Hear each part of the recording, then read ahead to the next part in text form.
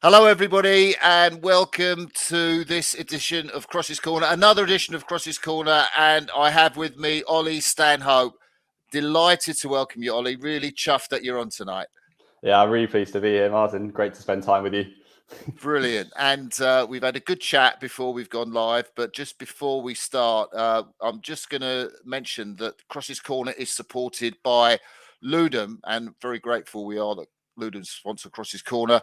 Ludum is a training management and performance analysis tool. It's really great. And a lot of clubs have got it. It's for sports coaches and training groups. And the good news is you can start a 30-day free trial by visiting ludum.com, and the links will come along the bottom of the screen as we go. So, Ollie, it's been a few 3 or 4 weeks since your Paralympic gold. I think it's exactly a month today. I saw on Lauren Rolls' Instagram, so I think it's a month today, which is quite cool. Has the medal got any less shiny or the achievement dimmed at all? Yeah, it's got a bit more scratched from all the kids and stuff, but I think that makes it worth more to me, just those experiences. But has it got any less shine? No, I mean, I'm just really enjoying it at the minute. I'm really enjoying being a part of rowing and, yeah, part of that history of that boat as well. I think that's key. It has got an amazing history. It's like the sort of men's four used to be in the Olympic rowing before. I think we've got a while to go till we hit those heights because but yeah. And the medal, I mean, I saw it when you were down at Molesey. The medal is an enormous medal, isn't it? They're similar ones to the Olympic medals, I think, aren't they? I think so. They're actually the angel isn't part of the paras, so we have the Agitos, and I'm not sure. I think the Tokyo symbol's on the other side. But yeah, it's really cool, very very heavy, and yeah, just a real privilege to have that in the house, I guess. Well, definitely, and you've got one as well. I have so I keep mine in like a sock drawer or something like that. Where do you keep yours? I did have it in socks up until I picked up the box today, actually. So I've got a nice handmade wooden box now, which is very cool. And did you have that specially made? No, they make it for us. I think there's a whole load of bits and bobs that come with getting a medal now, so this is quite cool. So in your day, I think you just got it. But, do you have it on like the mantelpiece, and do your mum and dad stare lovingly at it? I think I'd be kicked out pretty quickly if I did that. No, it's just it's currently on the kitchen table, I think, because I was just waiting to get the box. But yeah, I'll go up on some shelf somewhere, never to be seen again. Yeah, but it's nice. Now, you do come from a household which is sort of rowing with a capital R. I know Rachel, your mum, she's into equestrian stuff now, but of course she was an Olympic rower, and your dad Richard was in the Olympic team, a successful Olympic silver medalist, and your brother James rowed at Hampton. Was there ever any doubt that you would go into rowing? I actually started in triathlon, which is quite interesting. But my dad was my mum and my dad were triathletes after they retired from rowing. So I sort of started down there at my local club that they were at as well. And yeah, that's sort of how I started getting into sport.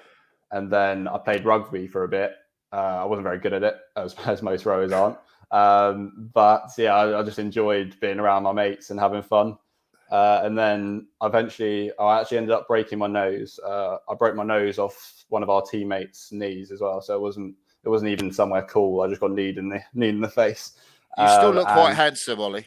Yeah, thank you, Arthur. Thank you. And then my form tutor at the time, who's Nick DeCarter, who coaches down at Walton a little bit. Oh, so used to coach down at Walton, now coaches down at Molesey. He told me to leave the rugby behind because it's not quite for me, and I think he was right. And I ended up going down to Walton, starting rowing down there. Yeah, and I loved it since. I think it's a really good sport, and the community around it is amazing. You know, I started rowing with volunteers, and they're the people that make rowing great in this country. I think it's just the amount of people that are willing to put time aside to help, I guess. Yeah. How good were you as a junior? I was actually very poor. I struggled. I made the first quad at Molesey for a bit, but then came in and out. My ergos were never great. And then at Hampton, I actually started in the fourth eight, I think, which is the bottom eight at Hampton, and worked my way up steady from the third eight to the second eight to then the first eight in my final year. What were they doing putting you in the fourth eight? Believe it or not, Martin, I wasn't great from the get go. No, yeah, I don't have the biggest ergo. I'm not the biggest guy, but I like to think I can make boats better.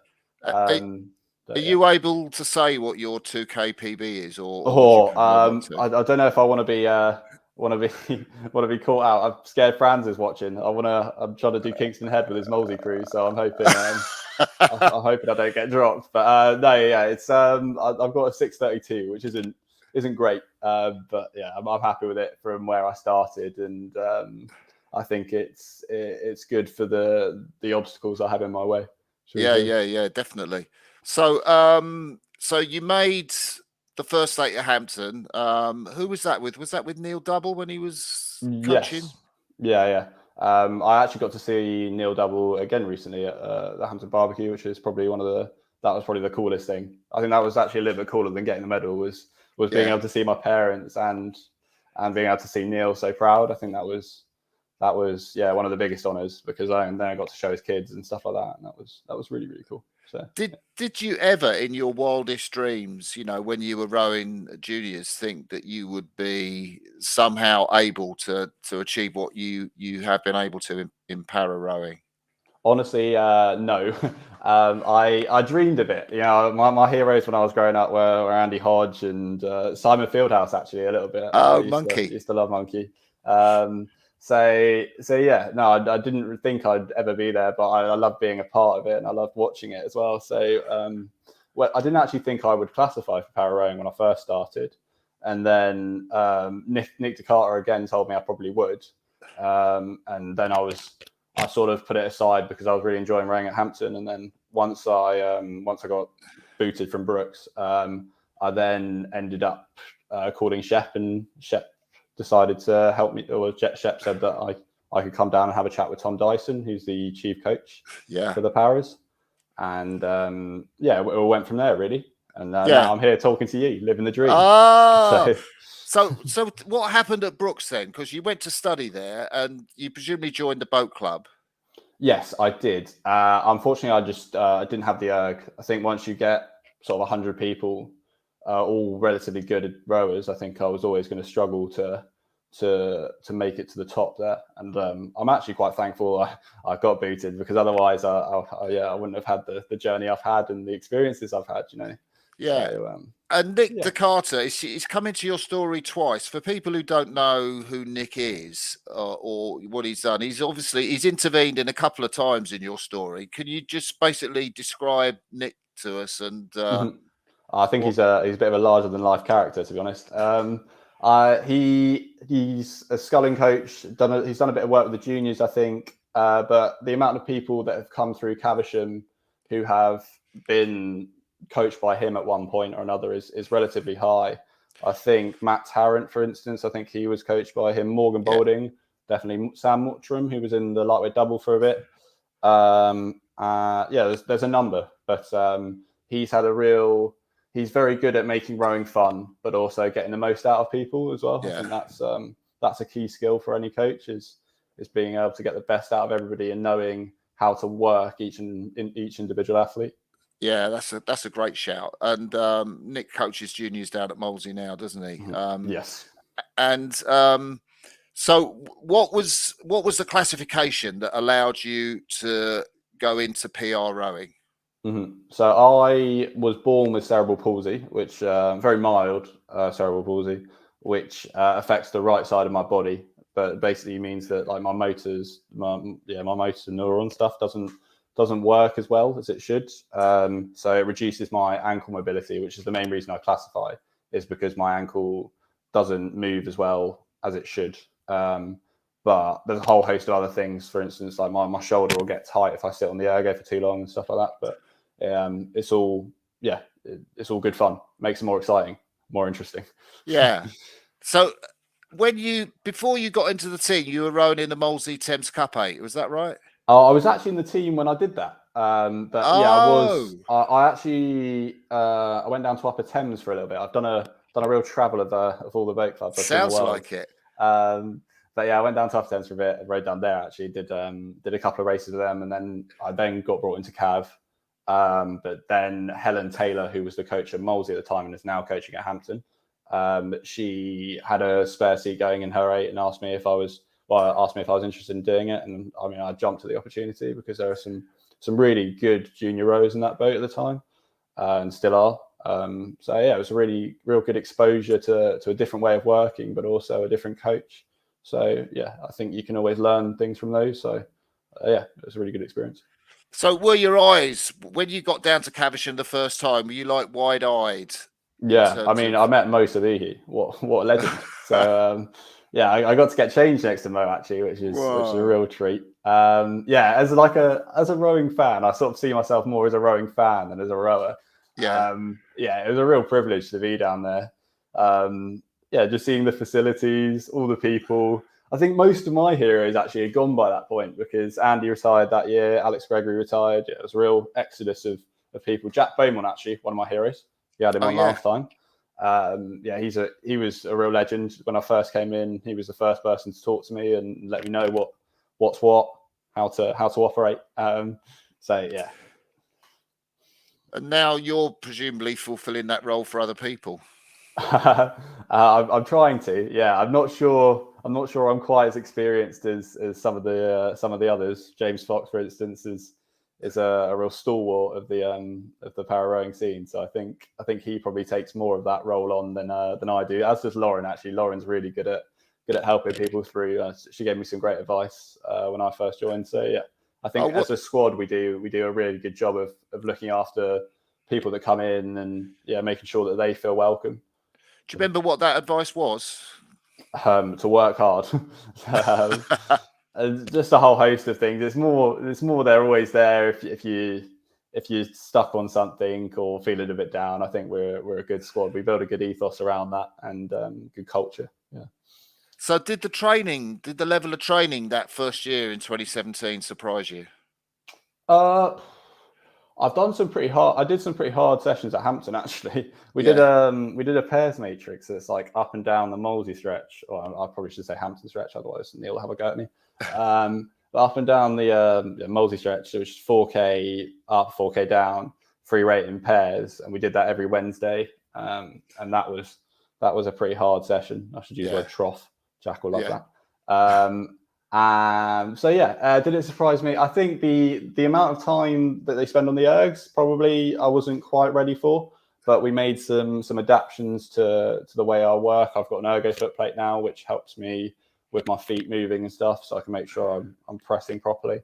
Yeah. And to be honest, like the physio cover is so good that you can do a lot to your body and get away with it. So yeah, I think the system there is brilliant for helping newbies as well, because I had a lot of meetings with nutritionists, physios, physiologists. Gareth Turner, the physiologist, actually told me I was working too hard a lot of the time.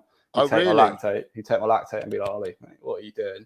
Because it's a UT2 erg and I'm up at 6 millimoles having a great time, pretending I can pull these splits. But yeah, I think there's lots of different nets to catch people in at British Rowing that helps people hopefully get the best out of themselves. That's a great shout. So ideally, what should you be doing? What lactate should you be doing UT2 at then for you? I think it's a 1 to a 2 millimole.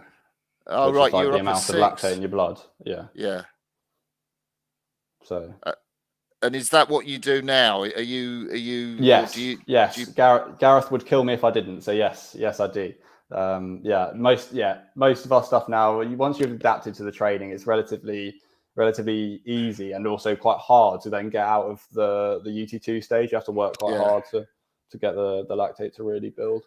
And while we're at it, then what's the highest lactate that you've ever been measured at? I've done like a 23 before during a 2K. You're kidding? Which is I think I've heard of a 25. One of the para guys who was in the army did a 25 at some point or other. But yeah, some impressive impressive numbers. That is an I'm a good man for producing lactate. So yeah, not really the best skill. You don't want to be a big lactate producer, but yeah.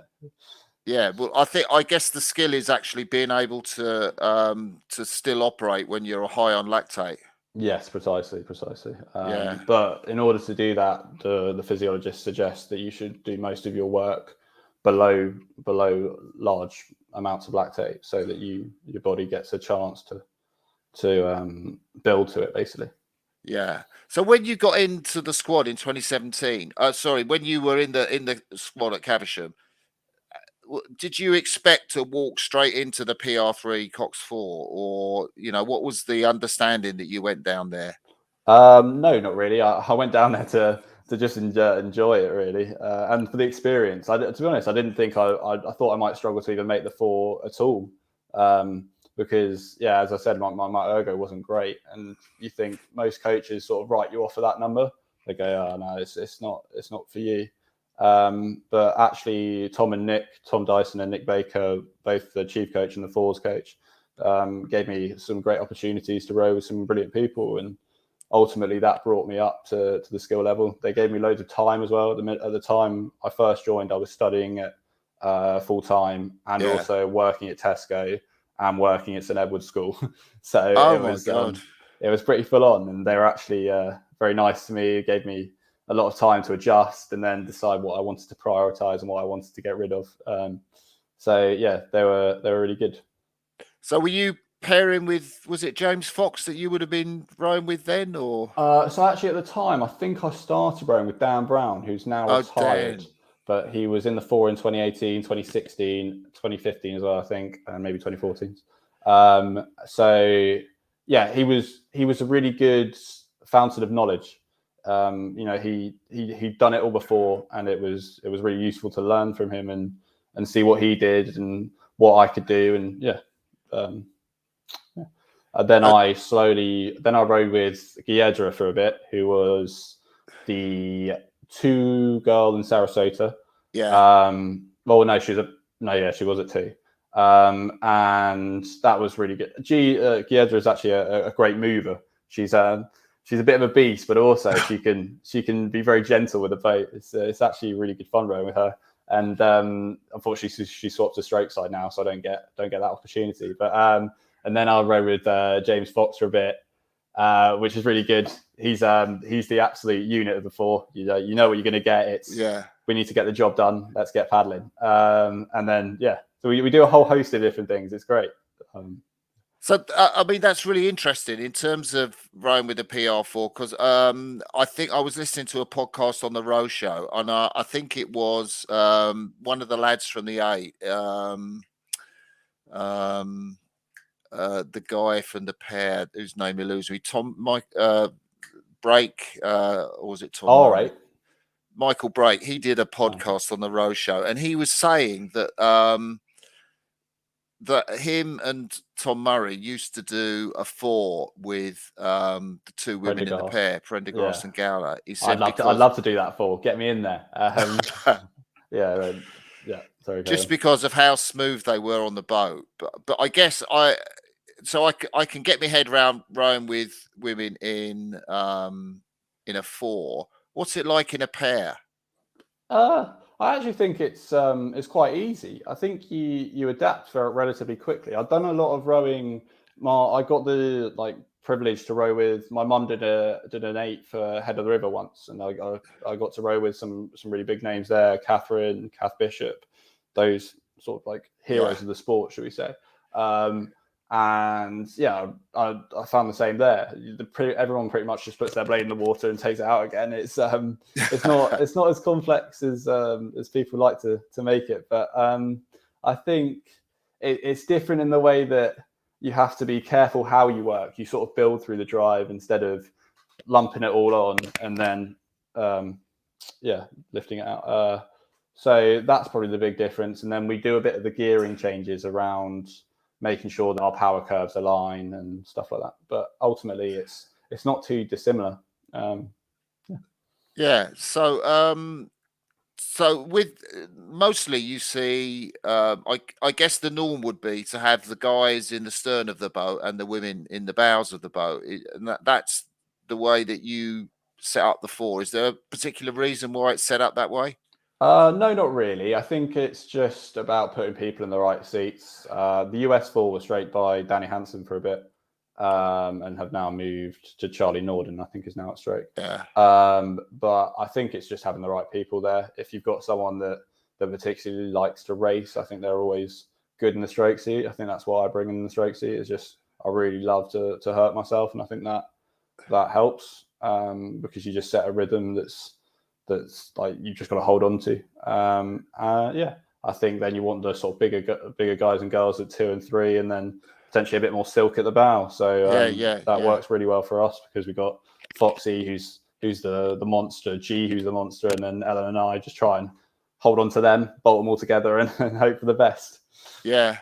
So that first year you were sat in 2017, you were sat in the 3 seat of that boat, weren't you? Yeah, and in 2018 I was sat at 3 as well. Had to build my way up to the keys. The keys to the kingdom. Yeah. So how are those championships for you? Because I think you won in Sarasota by a lot more than you won in Plovdiv, if memory serves. Yes, we won by 23 seconds, I think, in Sarasota. But it's the start of the cycle, so you can never really tell where all the crews are at. And we knew we'd made 2 changes building up to that.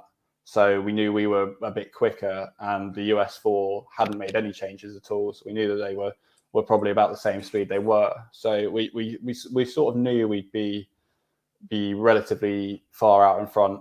And then whereas in 2018 we had G and Foxy, Giedra and Foxy go down for a hip operation. So we lost our meat in our sandwich. And we just had the bread. So we had to sort of build around it, and then we had a few people. So Ellen was brand new into the squad, so we had to build her up. And then we had some real struggles with injury in that year as well in 2018. I think 2018 is actually like one of the years I'm most proud of, because it took a lot more to get there, in terms of like we didn't think we could win, but in the end we put out a really good race that enabled us to get out in front, and just by the like smallest margin we managed to take the win. So that was cool, and I think the US thought they might have us that year, so it was nice to get in their heads as well, and just remove all doubt. Just while we're talking about that, because we were chatting before we went on air, that you might have quite an unusual record in terms of certainly winning the number of World Championship gold medals and the Paralympic gold medal. So Grace Clough, who was the bow girl in 2017, I think. No, she was at 2 in 2018. She messaged me after to say I am the only para rower that has 2017, 2018, 2019, and a Tokyo gold medal.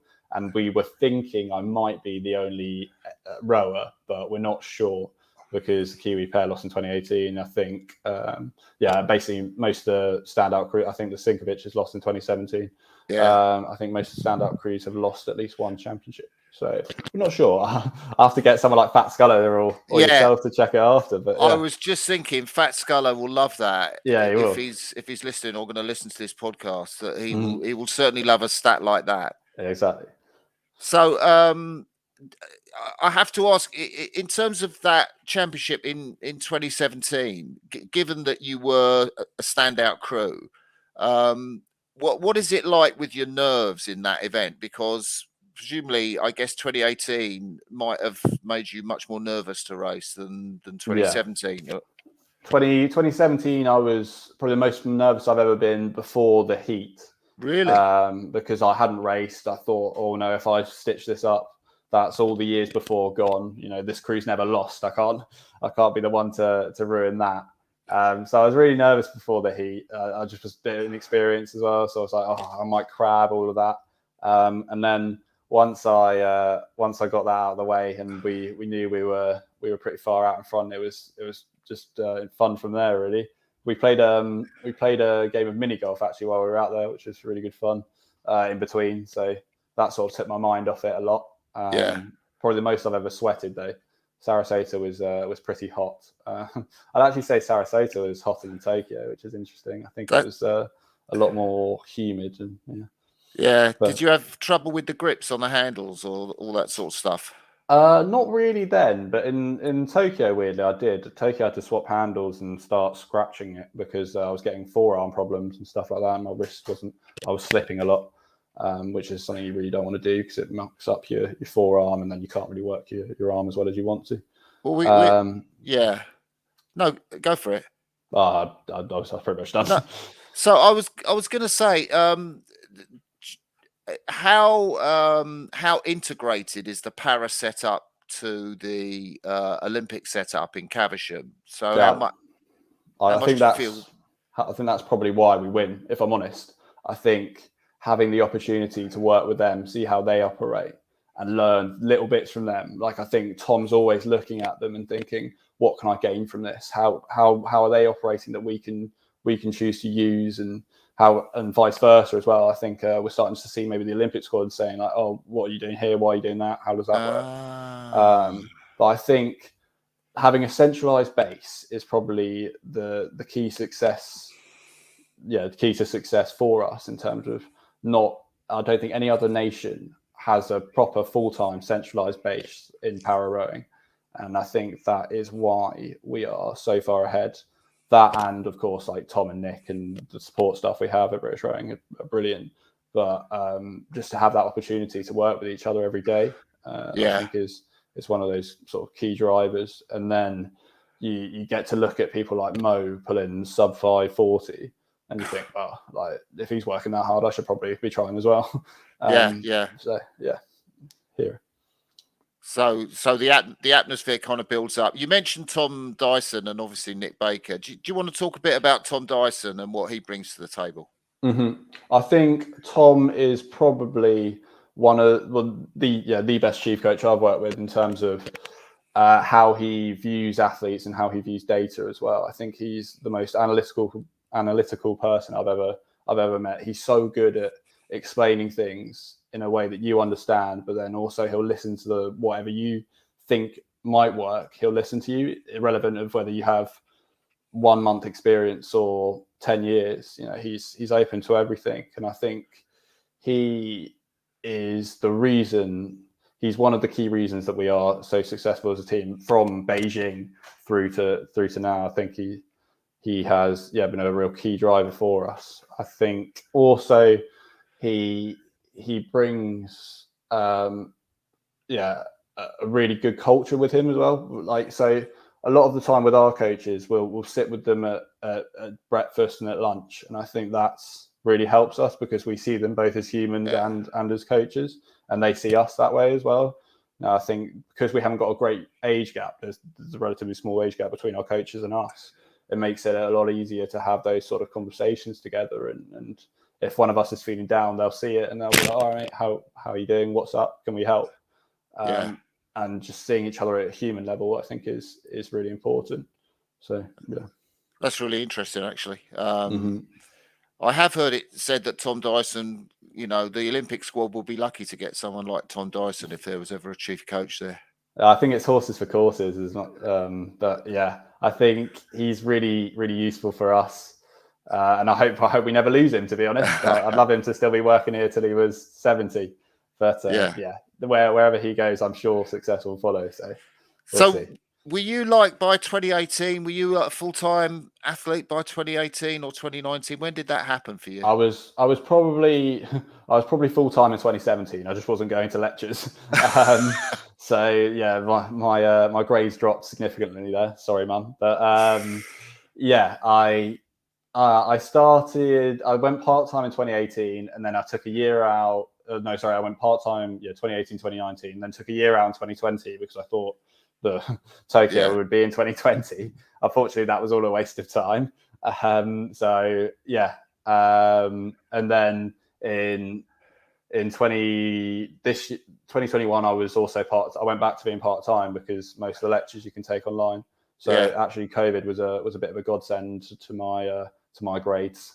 So where it takes, it also gives.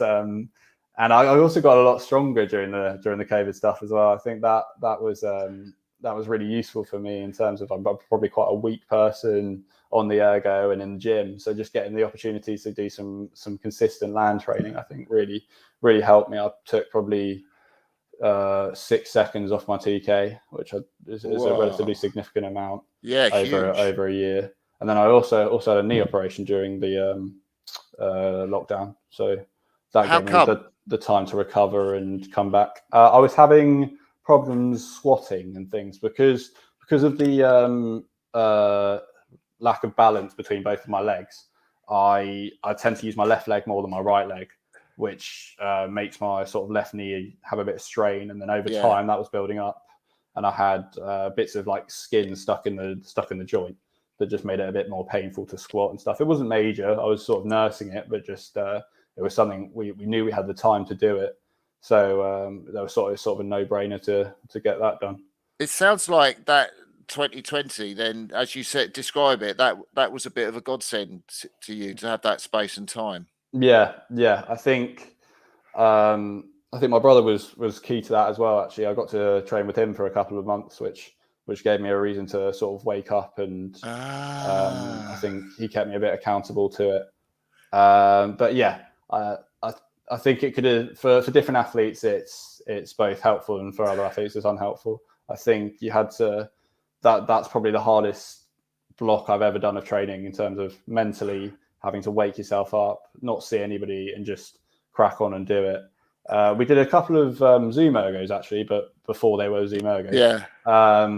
But with the squad and with the para rowing squad, but then also we got some other Paralympic athletes in as well. Lauren organised it all. Lauren, legend. Yeah. And that sort of really helped us with our pieces, and because there was a bigger atmosphere, we could all cheer each other on. So yeah, that helped us get through it as well. And also the coaches were very open to doing what you felt comfortable doing. So if you wanted to go out on the bike, you could do that easily, and they were really open to it. Yeah. So you mentioned training with your brother, James Stanhope, who of course has had a pretty stellar career in terms of Brooks and Henley medals. How do you guys get on as brothers then? Brilliantly, like a house on fire. I think we're both very competitive, so it's just in the family that. But yeah, he's had a really good career. You know, I think he's retired now. Has he retired? But you never know. Yes, I think he's now coaching down at Leander. But yeah, I think he's had a brilliant career. I think his visitors win in 2019 was probably the highlight for me, just in terms of like that race and the people he was rowing with. I don't think I've seen such a strong performance. So yeah. So you mentioned 2019 in terms of strong performances. I mean, just talk us through. Was it in the heat that you got that world record, or a semi-final? I can't remember. I think it was the semi, because there were quite a lot of entries that year. Or I think it was the semi. But anyway, yeah, we knew we were going really quite quick when we went on our pre-Worlds camp in Varese. We always go on to a pre-Worlds camp somewhere. Yeah. And we'd done a number of pieces there that suggested we were probably one of the fastest fours they've had through Caversham. And we were training with the women's four actually, which was really helpful. We were doing a lot of paddling with them. So yeah, we wouldn't have been quite as quick without them. So thank you. But yeah, we knew we were going well, and then we got sort of lucky with the conditions, I'd say, as well, because we didn't even really race the last 500, because we were told, right, you're going to race from 0 to 1500, and then you can do the last 500 at 30. I think is what we did it at. Yeah. Just to try and save ourselves for the final, because we sort of wanted to make sure our best performance was our last one. So yeah, just conditions were very good, and we rode it really well. And in the end, we ended up with a world record time, which is quite cool. Yeah, it is quite cool, and it's even more cool because I gather it's in the Guinness Book of Records. Yes, I've got a great certificate somewhere. Thank you to Ellen for sorting that out. Yeah, that was cool, especially as a little kid when you wake up and read it. Yeah, it's always in the library. It's the one I used to go to instead of reading any proper books. I used to just look at the pictures of the Guinness Book of Records. But yeah, really cool to be in there, and yeah, just privileged. Yeah, and we talked about nerves, and you were really nervous for that race in Sarasota. I mean, what about that? I guess by qualifying for the final, had you directly qualified the boat for the Paralympics by the time? Yes, I think it's 8. It might be 7. It might be Yeah, 7. Tom will kill me for not knowing that. I think maybe 7. But yes, we knew we'd qualified. I think that was. It sounds a bit harsh. That was probably less of a concern for us. We knew we pretty much qualify barring any major incident or yeah, accident.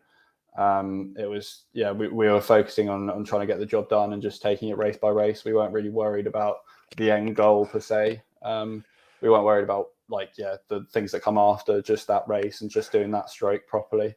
So yeah. So your nerves for that final, were they?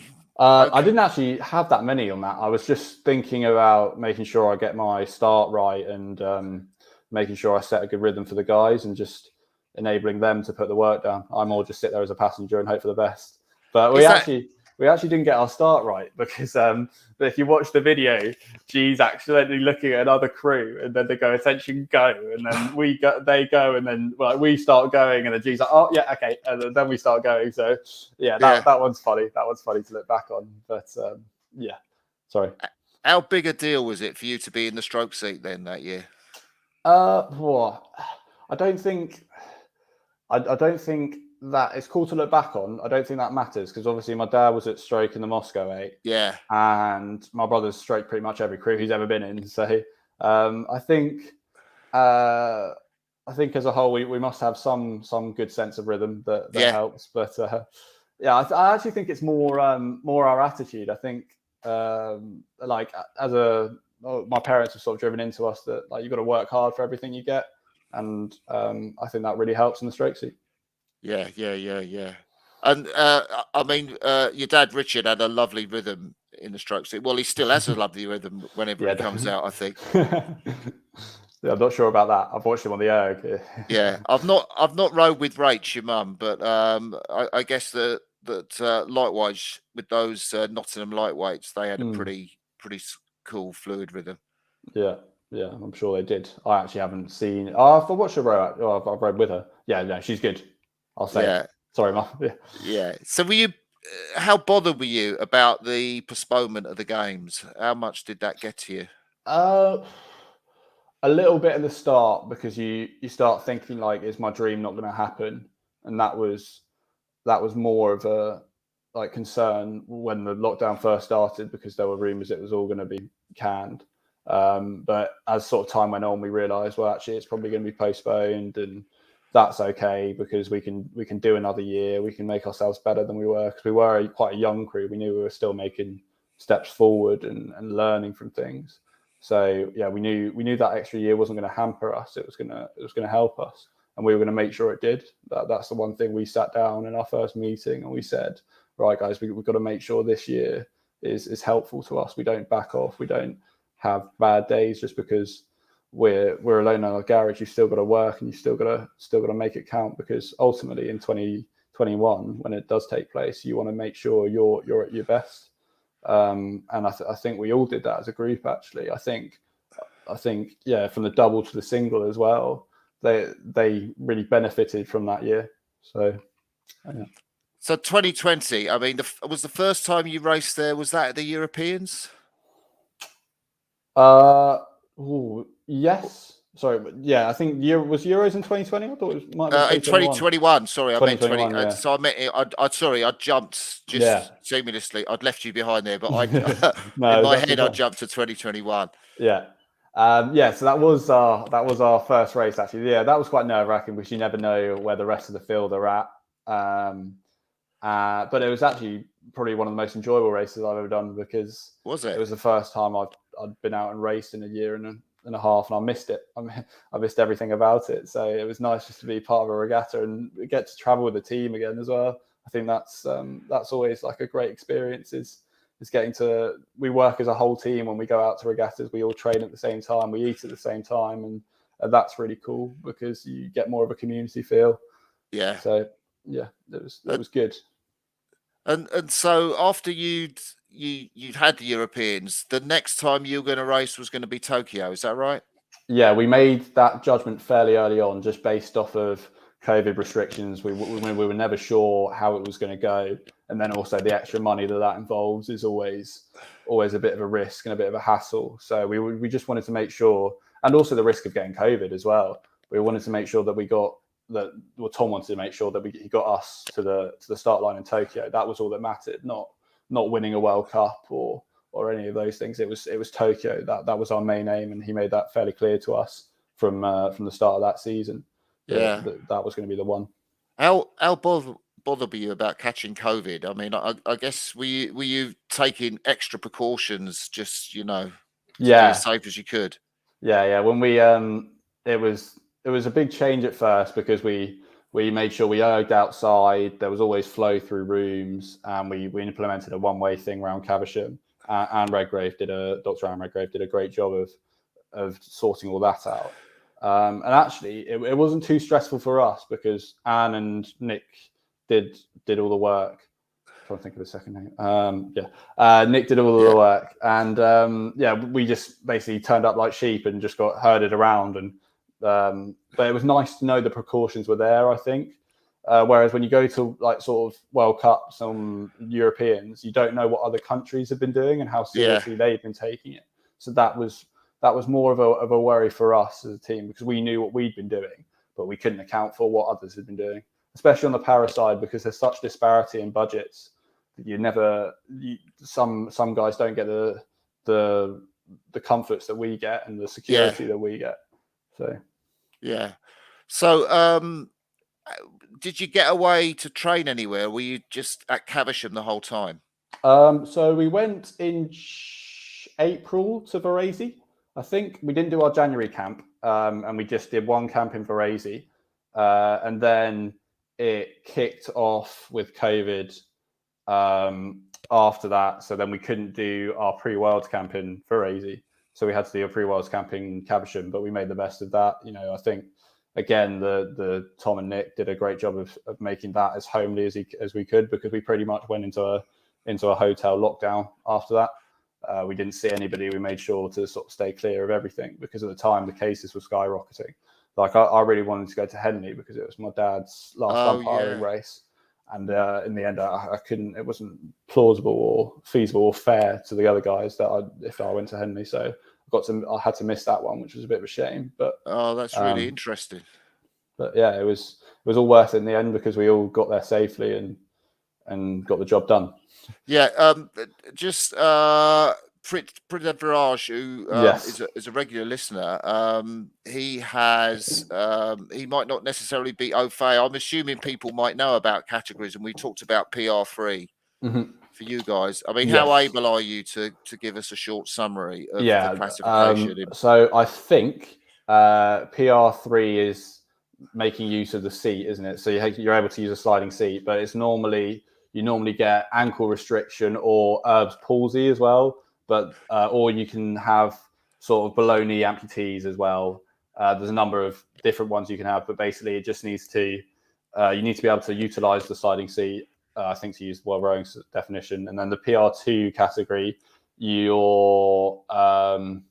think you're not able to utilize the sliding seat, but you're allowed to have some sort of core function. And then the PR1 category is very limited core function. So you mostly see spinal breaks in there and all sorts. Whereas in the PR2 category, you can sort of see a mixture of things. Like Lawrence had bone cancer, I believe, in his knee. So that affected how he could use his knee, and therefore he couldn't utilize the sliding seat. So he classified for PR2.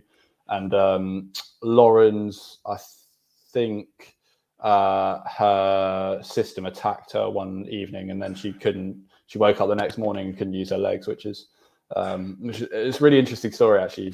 But apparently her mum told her to get off of school, and her mum thought that she was just being lazy and not turning up, but actually she just couldn't move her legs.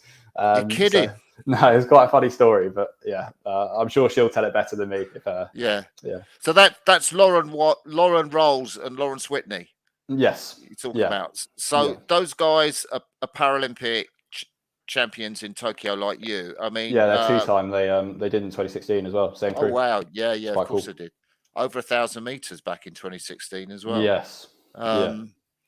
So who are you doing training with at Caversham? Because presumably you weren't training with the women's four this time, were you? No, we sort of train against each other. We split down to pairs a lot and do pairs work with two pairs, and we train against that. And then also we do a lot of percentage work. So we do a lot of stuff with the double and the single percentage wise. But we've also done a speed order, I think, with the lightweight women's double and the women's double, which was quite cool, just to get that sort of experience of racing and side by side stuff, because otherwise we get very limited exposure to that. We were planning on doing some regattas around the country like Marlow, but obviously because of COVID we couldn't. So then we had to sort of make do with what we could do. And so presumably you're training through when the Olympics is happening. What's that like for you, seeing the Olympic Games go ahead and you're back training? Stressful, because most of these people are my mates, so it's sad not to be there as well. Actually, it's really nice, like talking to them after they've come back from a race and seeing what they felt, what they thought. So it was sad not to be out there with them and experience it with them. But it was stressful, and like I've stayed up most nights to watch it, so I'm sure my erg suffered. But we weren't going to miss it, like especially being a rowing fan. Like I couldn't resist it. And also most times at breakfast we'd be like, oh, we'll watch it later, and then someone would tell everyone the results. So it was sort of a bit of a shambles. So yes. What did you make of the results of the team, Ollie? I think we had a couple of near misses. I think maybe we were a percent back on where we. So the difference between an okay regatta and a great regatta, I think, was like a percent, and unfortunately, we seem to have slipped that in a couple of key events, and that really affected how we sat on the medal table. But I think also, if you look at our medal table, we were sat right at the top of the rowing medal table, and I think we wouldn't be there without them. So it's always very difficult to account one without the other, because we both receive British rowing support. We both train out of Caversham. We both use those facilities, and I'm sure in 2024 they'll produce the goods, because they've got some brilliant athletes. And I think it's just it maybe just wasn't their day on that particular occasion. Being judged by one race is always very harsh, because I'm sure they do. Well, I know they do like 20 times races. Like they get loads of opportunities and they get it right. I think in one of the World Cups beforehand, the men's 8 did one of the best races I've ever seen. And the New Zealanders just happened to turn up a little bit better on the day. I think if the New Zealanders hadn't been there in the men's 8, I think the guys would have had a real shot at gold, because I think they were mainly watching the Germans, much like in what happened in 2012 as well. Actually, I think the 8 in 2012 decided to race the Germans and then got pipped by the Canadians. And then in the lightweight double, women's lightweight double, it's always sort of decided by inches. And unfortunately, we were just a little bit short on that. And then in the men's 4, I think it was just a bit of a tough race. They had steering problems and stuff like that. But I think with a bit more experience, I think those guys will produce the goods, because I've got Foxy to lean on if I need any help with anything. And I think, I can't speak for them personally, but I just think maybe a little bit more experience will help them. And in 2024, I can see them winning. So, yeah. So Tokyo for you, traveling out there, it was your first Paralympics, and a very different Paralympics. I mean, what had you been told to expect, and what was it like when you actually got there? I think we're always told the worst case scenarios. We were told that, like, you might not be able to leave your rooms and all of this sort of stuff. And in the end, it turned out not to be quite that bad. I think it helped having not been to one before, because you haven't experienced the other side of it. You haven't experienced the fun stuff. And whilst it was sad to get that taken away, I'm thankful I got the opportunity to even go, because I sat there at one point and thought I'm never going to get the opportunity to go to a Paralympics and follow in the footsteps of some of my heroes. So just even to be there was nice. I think the village environment is something you'll never experience anywhere else. Just a mixture of cultures and of people, and just the facilities, and it was just quality. And That was really nice, and the course was probably one of the best built courses I've ever been in. It was massive and really well built, and there was racks for everything, and it was perfect. So I think in a way I wouldn't change it, because it was a great experience, different but great nonetheless. And I think the Japanese people did a really good job of making it special as well. I think I hope I'm famous on Japanese Facebook, because I took about 12 million photos with volunteers. As soon as you get the medal out, everyone and their dog wants a photo. So it was nice. That was nice. Yeah, were you so taking you before your first heat? Were you any more nervous because it was the Olympics, or do you feel you were so well prepared that you'd done all that, you didn't need to get that nervous? You're always nervous. I think at that point, I was relieved just to get there, and I hadn't really processed what I was doing, and I wasn't going to let myself believe that I was at a Paralympics until the final, because you have to do a COVID test every day. If one of them returns positive, you're not doing it. So that was sort of a real stress point for me, is just making sure that I cleared those COVID tests every day. The first time I really got to enjoy being out there, I think, was Friday, because that was the last COVID test we did before we could race, which meant we could race the final. Then I started to think, okay, I might actually be doing this. But up until that point, I was just sort of taking it day by day and just trying to get through the training and not think about it too much. We were relatively confident as a crew, especially because of what we've built over the last 5 years, and we knew the US had the same crew. We were actually more worried about the French and the Aussies and seeing how they would stack up against the US, because we thought the French looked quite good and so did the Canadians actually, but the Canadians ended up not making the A final, which was interesting. But they looked like good rowers. We're worried about that, but not so much the race. It's just once you've done that first race, you know where you stand, and you know what you need to do. I think our first race maybe wasn't our best race, which was good. You never want to have your best race in the heat. But we managed to get through it and make it to the final, which I think was a little bit of a better race. We got some stuff right on the start, or however, we still seem to be always sitting down at the start. Everyone seems to always want to have a go at us in the first 5, which I don't blame them. But we were still sat down at the start, but then we sort of had a better middle K than we had before, and a good finish at the end. So it was a better race. So were you like rowing there, like this is the Paralympics war, or did you ever have that realization coming down the track for the final, or were you just totally focused on process? I'm quite a process person, and I think the coaches sort of drilled it into us that you've got to focus on getting the job done, and then you can think about everything else. And I think that's probably one of the learnings we took from the Olympic squad, is like, just make sure you stay in your bubble. I remember, I think Paul Stanhope, the quads coach, texted Nick everything that we needed to know, and that was one of the things. That was like, make sure that you don't just enjoy being there. You make sure that you do the job, and then think of, oh wow, it's cool to be in Tokyo. He also gave us some stuff about the course, said it's not as bad as Caversham. But it was really helpful. So that was good. Did you get conditioned? What were the conditions like for you guys racing? Because it was pretty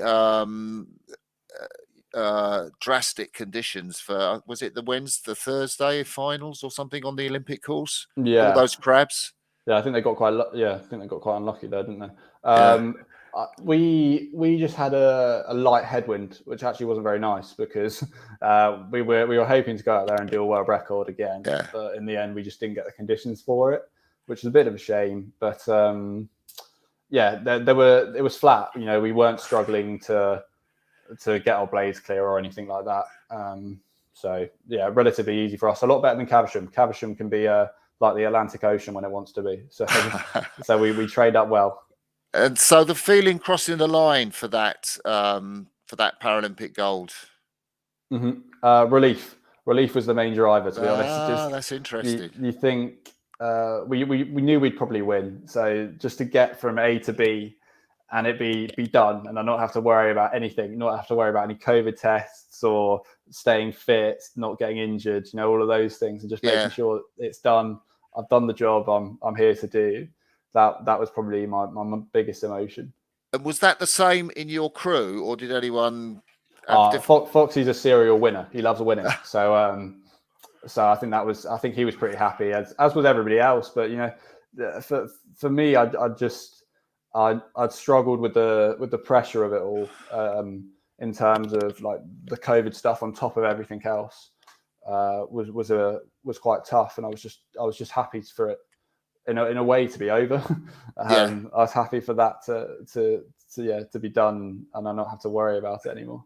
And I mean, there were no crowds there for the medal ceremony. I mean, I guess there was some coaches there, maybe some of the Dame Catherine Granger was there. That's all I need. She was there, and Penny Briscoe and Phil Smith, I think, both people from the BPA. So that was nice. It was like having a bit of a home crowd there, and they certainly made the loudest noise. It was good. We made the best of the situation. I think we were hoping for some school kids, because we saw pictures of them around the Olympic Stadium, and that would have been really cool. But unfortunately, it didn't happen in the end. It was weird as well, actually, because you saw all the infrastructure that they put in to get people from the course and back at all the spectators, and in the end there was no one there. So they made the decision quite late not to have spectators, and I think that was a bit eerie, because you just sat there thinking, well, this is what could have been. But it was good. And how long did you get to stay in the village for after your event? That was probably the worst bit, actually. We left the village the next day at 8, I think. You're kidding? The next day at 8? Yeah. The BPA booked the flight, so don't have a go at Tom. But yeah, we didn't get much sleep, should we say? But it was that was a bit of a shame, because we were told we could do some shopping after, so we didn't do any beforehand, and in the end we had to go. So actually, Tom Dyson was probably the most annoyed about not being able to do any shopping. So that was quite funny. He was running to the shop, and in the end, he ran after breakfast to the shop, and then they were closed.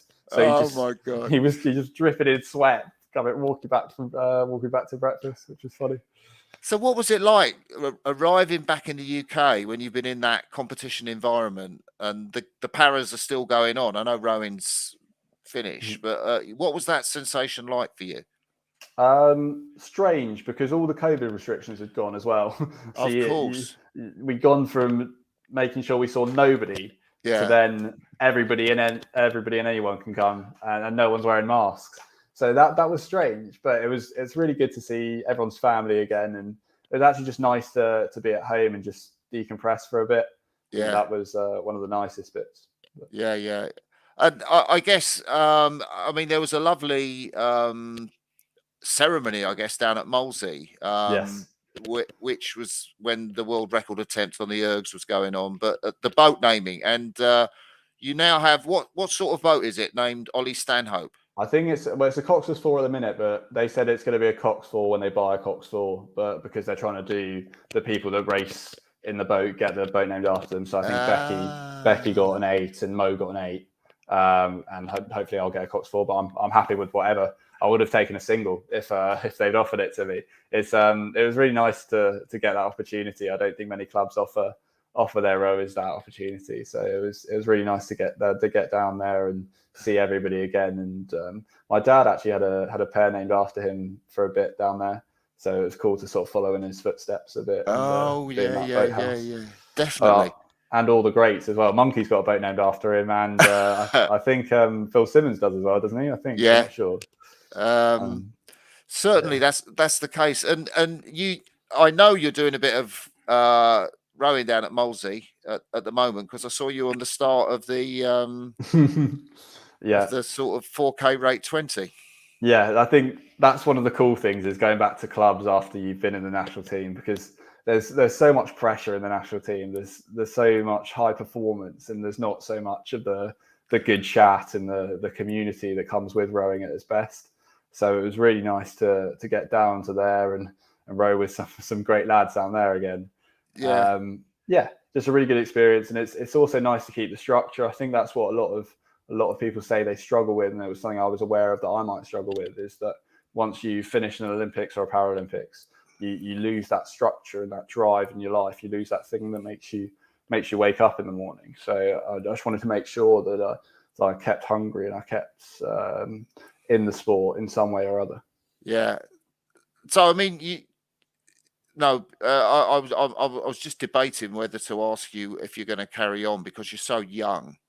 Yeah, I'm not sure at the minute. I'm sort of going to take it day by day. No, I probably will do, but it's the pressure and everything that goes with it is sometimes tough, and yeah, we'll see. Should we say? I think whether it's me or somebody else in that boat, I'm sure it will do brilliantly. We've got some really, really good young guys coming through, and girls. So hopefully, whether it's me or not, I'm sure it'll be brilliant. Yeah.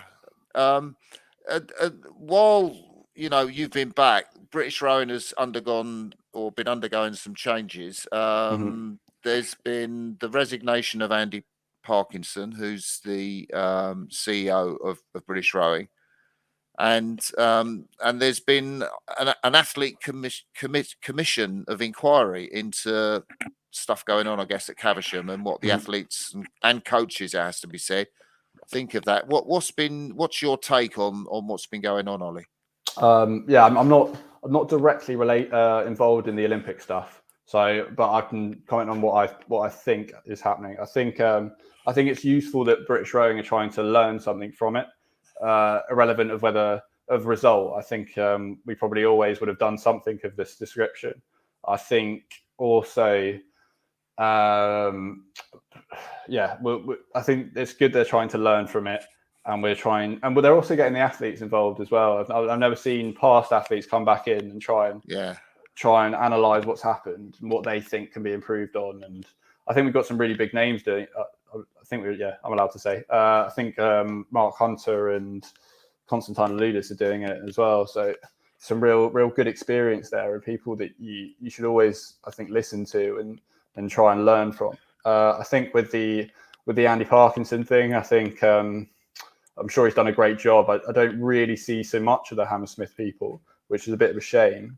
I see more of the Caversham-based guys. But I've yet to meet a bad person who works for British Rowing, and I think that's key. Is that there are always people behind the job. It's not just I think it's very easy to slate something because it doesn't go well, but actually you've got to realise that maybe we try to do our best here. I think that's a lot of what you see online is people just going, "Oh, this hasn't gone right. Who can I blame?" And I think what British Rowing are doing a good job of is asking more questions instead of just, "Oh, this hasn't gone right. Who are we gonna blame for this?"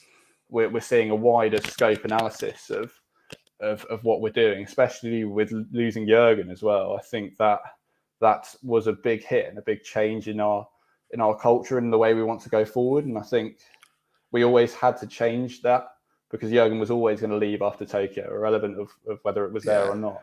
I think he was always going to leave. So we knew we would have to change anyway.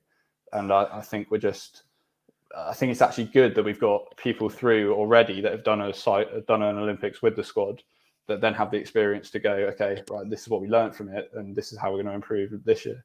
I think, and I think British Rowing will do the same as well. I think, we're constantly trying to learn and improve and make it a better experience for everybody involved. So hopefully we do. Yeah. And have you had a chance to get a break at all, Ollie, or are you straight back into? I actually really enjoy rowing, so I don't so much need the break. I quite enjoy just being in boats. I think being away from the rivers probably the saddest times I'll have. I'm just happy to keep going, and I more needed a break from the pressure, but now that's gone. It's perfectly fine. So yeah, you'll be enjoying it. Down at Molesey at the weekend. Yeah, I'll try and keep up with you, Martin. Yeah. Yeah. Well, Ollie, we've been talking for over an hour actually. I don't know where all the time's gone. You've been a fantastic guy to chat with. I think it's been a lot more interesting than watching paint dry, which is what you put out on Twitter. Yeah.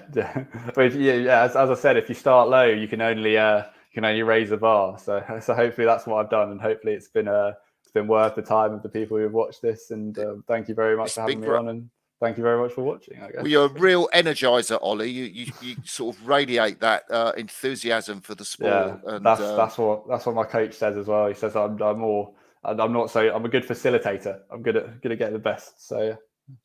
That's brilliant. Okay, Ollie, we'll end the live part of the interview there now. Say thank you ever so much. You've been an absolutely brilliant guy to have on the show. Thank you.